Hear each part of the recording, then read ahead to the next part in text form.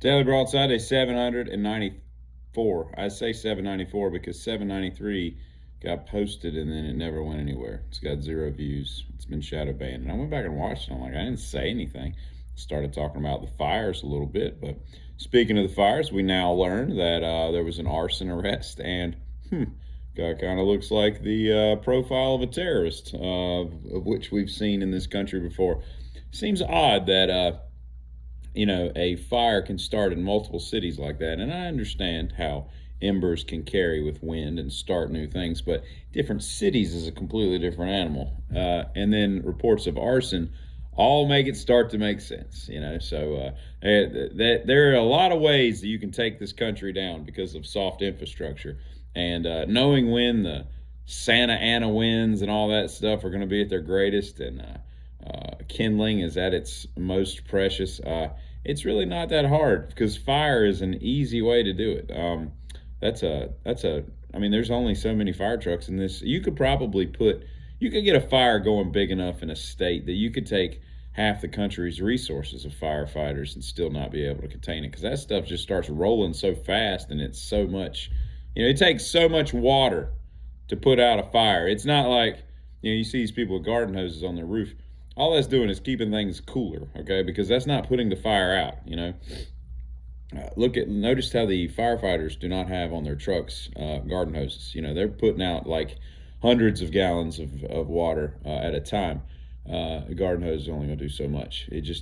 Most of it just evaporates from the superheated air before it even reaches its destination. All you're doing is just keeping things wet and trying to minimize like other structures catching fire and what. Catch a Fire, great album, Bob Marley. Anyway, so the fact that it might have started innocently enough from a tossed cigarette out of a car or whatever, but now we've got arson involved, makes you kind of wonder if it wasn't arson all along. And I'm telling you, this is going to be an interesting year. There's a lot of prophetic stuff coming and all.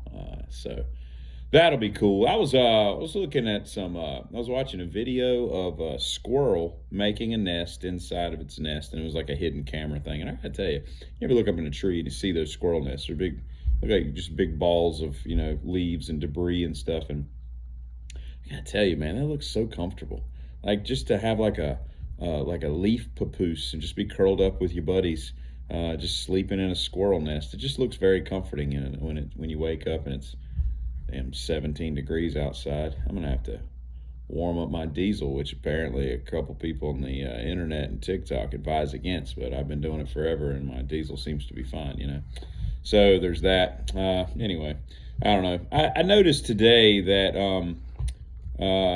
that everybody, when you say, what kind of snowman do you have, and they say quit, stop.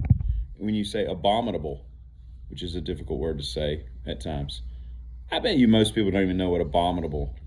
I don't even know if I'm saying it. Abominable. Yeah, abominable.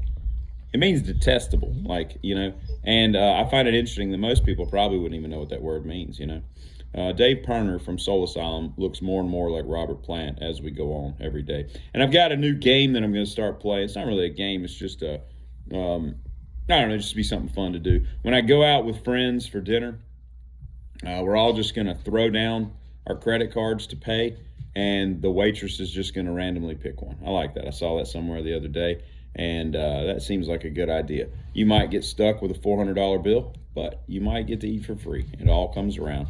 We're paying it sideways because we're not paying it forward or anything. So, get it.